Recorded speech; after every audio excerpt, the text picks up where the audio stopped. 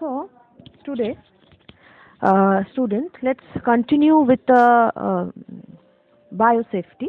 And till date, we have discussed in our last class that what is the risk assessment protocol, risk assessment protocol, and we know that this risk assessment protocol basically comprises of the four important criteria: hazard identification, analysis, exposure assessment, risk evaluation. And we have done the risk assessment of your GMO. We have done the risk assessment of GMO. We have done the risk assessment of transgenic crop. We have also done the risk assessment of your food and additives, etc. So let's start today with the next important aspect, which is very important, and we need to understand the very basic of it, and that is your Cartagena Protocol on biosafety. Now, as you see that this is part of the book, you will also be able to access the notes as I have given the part of the book. So, in 1995, you know that when we are talking of this risk assessment, you have to have a generalized protocol. You have to have some guidelines, and you know that these guidelines cannot differ from one country to another. These guidelines cannot differ from one organism to another organism. So there has to be some standard guidelines. So Cartagena Protocol on Biosafety. In 1995, the convention, it's a convention which established an open-ended ad hoc working group on the biosafety to develop a draft protocol on biosafety. So they have drafted a protocol on biosafety. I told you that the protocol has to be standard, and it has to be generalized. So a lot of negotiation was done with the parties, and the final draft was adopted in 29th of January 2000. 29th of January 2000. So, as an international legal binding agreement that addressed potential risk posed by GMO, and it is known as Cartagena Protocol on Biosafety. The protocol for the first time set out the intricate and comprehensive regulatory system. So, it is basically an intricate regulatory system,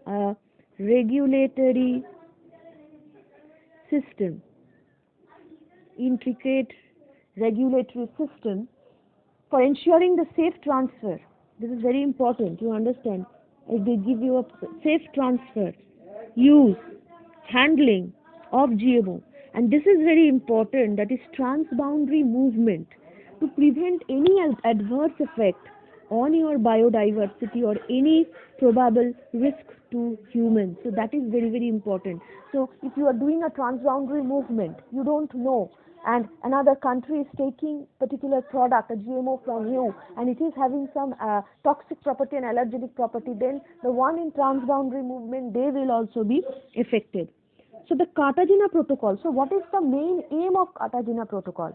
Cartagena Protocol ensure biosafety.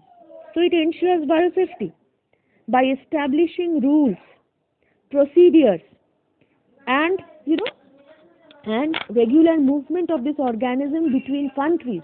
So specific attentions on regulation, on the movement of this organism between the countries. GMO are internationally introduced to the environment like transgenic and other that are used directly in food and feed. So if you are introducing the GMO directly into the environment, so and it is in food and feed, so it may affect the individual in many ways. The recipient country is provided with all the information its need to make informed decision. This is very important. You have to give them the informed decision that this particular thing is having this particular different safety procedures has been done, and these are some of the implications these are some of the associated risk of it. such that they will have to take the decision whether this product will be taken by this country or not. So this is the very basic of Cartagena Protocol. So let's move on to the next important aspect, that is your salient features of the protocol. So you have to understand the salient features. What are the features of this protocol? So the protocol seeks to protect biological diversity from the potential risk arising from GMO and LMO. Now you know that you have wild type varieties. Wild type varieties are the signature sequences. So signature organisms. So these organisms, when you are mutating, right? So what is happening? They become exotic. So when you release it into the environment, exotic species can act in a varied way. They may either establish equilibrium with the other biodiversity of the environment, or they may pose a threat by becoming a devastating predator, by devastating voracious predator and removing all the biodiversity. So that has to be kept in mind, that at any cost we cannot lose our biodiversity. Next, the regulatory bodies and parties working under this protocol must be allowed to ban a GMO if they are not convinced that the GMO is safe for the environment and human health. That is very important. So if after the risk assessment, after the result, if you are not sure that yes, it can cause any risk, the risk has not been reduced, then of course the regulatory bodies has to take the decision. Regulatory body has to change the protocol. You have to do some more experiment, and if still they are not satisfied, the GMO will be banned. Third, the protocol must prohibit any release of GMO in major centers of diversity. So you have understood that we don't know that is an exotic species. So if you are releasing into the major source of diversity, it may remove the diversity. So it has to be released in those areas where there is least diversity. So the diversity is not affected. Next, the protocol also mandates that the parties should have a domestic regulatory framework on biosafety to serve as a basis for national implementation of the protocol. So that is also very, very important, that you have to mandate that the parties should have a domestic regulatory framework on biosafety to serve as basis for national implementation. So it has to have a regulatory framework, and it has to abide the regulation for the national implementation of the protocol. Next, the main aim of the protocol is the establishment of adverse informed agreement, which I will be telling you later. So this is about transboundary movement of GMO, and it's required the exporter to notify every fine details information needed by the importer to accept or refuse the import, even impose certain conditions on the import according to the basis of the risk assessment.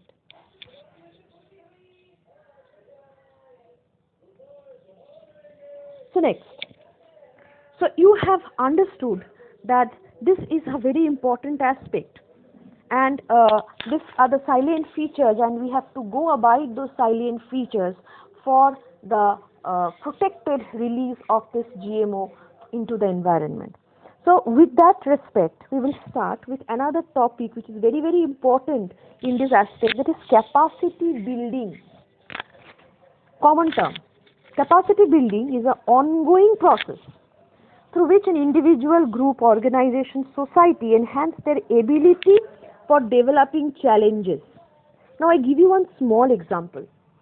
Suppose you have done one GMO and prepared one GMO, and you have it has passed all the biosafety procedures, and you have released it to the environment. Now all of a sudden you get to see that it is causing a threat to the environment. It is causing a threat to the component of the environment. So how will you cope that particular thing? How will you cope that thing? That means you should have the capacity and resource to manage this type of consequences. So that is basically capacity building, like the present scenario of coronavirus. So if it is being purposefully released, I don't know whether it is purposefully released or not, into the environment, then one should also have the strategy to how to combat if there is a negative effect, a devastating effect into that of the environment. So under Cartagena Protocol, capacity building requires all the member countries to cooperate in development and strengthening the human resource and institutional capacities in biosafety for effective implementation of the protocol. So you should have a good lab, you should have good instruments, you should have all those protocols, you can go for all those protocols which will give you the risk assessment. So for each member country, it translates to have skilled personnel, regulatory framework to assess risk and make informed decision to manage or avoid the adverse effect. So it should also manage or manage the adverse effect. So for this we need to have technical training, we need to have more awareness for the building capacity for better and effective risking of a biosafe environment. So that is basically your capacity building. So next we will move on to the components of the capacity building. The protocol envisages for capacity building in the following areas. Now these are the following points: risk assessment, risk management, detection and monitoring of LMO. So you have to risk assess, you have to manage and detect. Institutional building of lab, these are the components which I have talked about in my earlier section, that labs, equipment for testing, scientific, technical and institutional collaboration. You know that some research could not be done in one area. So it has to be collaborated with some other research lab or other institution. So collaboration has to be there. Human resource include training of skills, scientific skills. If you don't have scientific skill, if you don't know how to frame the protocol, you will not be able to do the risk assessment properly, and that is very, very important for planned release of GMO. Facilities and methods of inspection of GMO, awareness, education and participation, information sharing and data management. So even the smallest information has to be stored in a database. So all these things are basically the components of your capacity building. Next we will move on to Advance Informed Agreement for international use of GMO.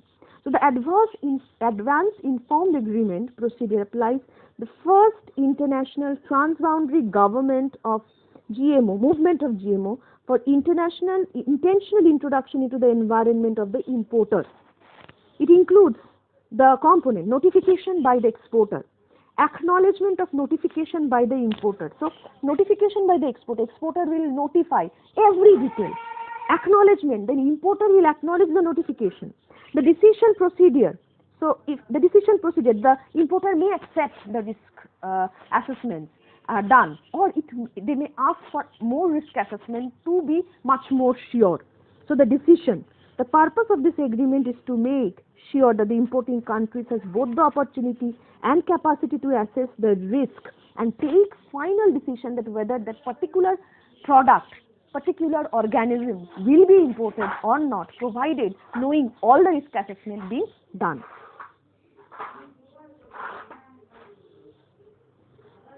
Next, we will move on to some other aspects. So next is your Biosafety Clearing House. Biosafety Clearing House has been set up by Cartagena Protocol to facilitate the exchange of scientific, technical, environment, legal information on GMOs and LMOs. So you understand that scientific information, the technical information, the environmental information and legal information is being done. Using this information available with Clearing House, member countries can implement the protocol more effectively. The Clearing House is a repository of national laws, regulations, guidelines set up for implementing the protocol. I told you again and again, the guidelines has to be standard and it has to have been framed. So it contains summaries of all risk assessments, all environmental reviews as well as detailed technical information. Next is your documentations of export. There is a strong focus on export document as a part of Cartagena Protocol. For GMO are intended for direct introduction into the environment. The document on shipment clearly states that it contains a particular GMO. So if you have this documentation of export, you know, it will clearly mention that it is having GMO. It is having a unique trait. Requirement. What are the requirements of the safe handling procedure? How will you store it?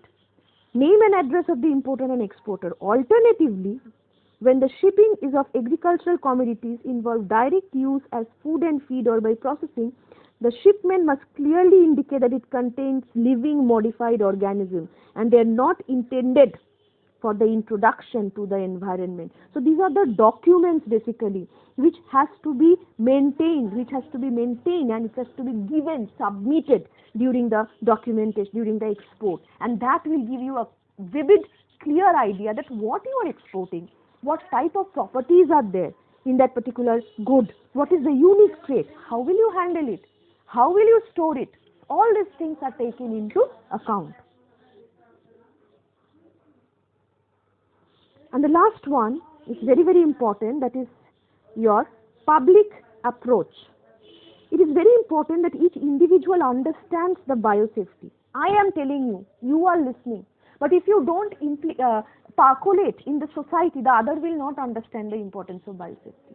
So awareness is very, very important. Biosafety and needs and processes related to LMOs.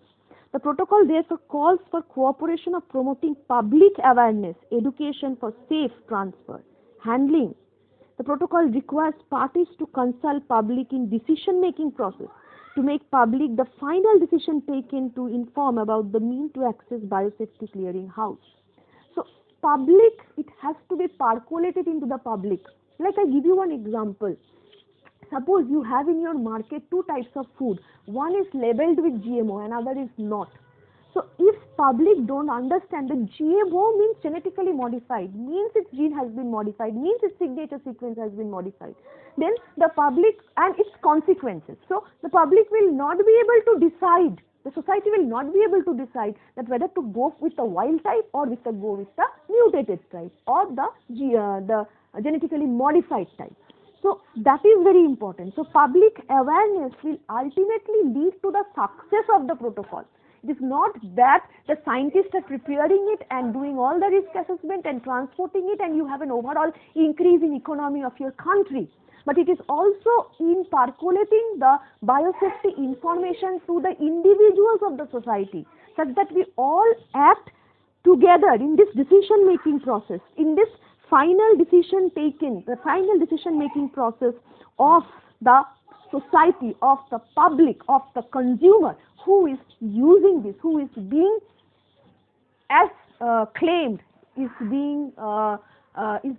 getting some advantage from this and usefulness of this particular genetic modified organism, genetic modified plant, transgenic crops, etc.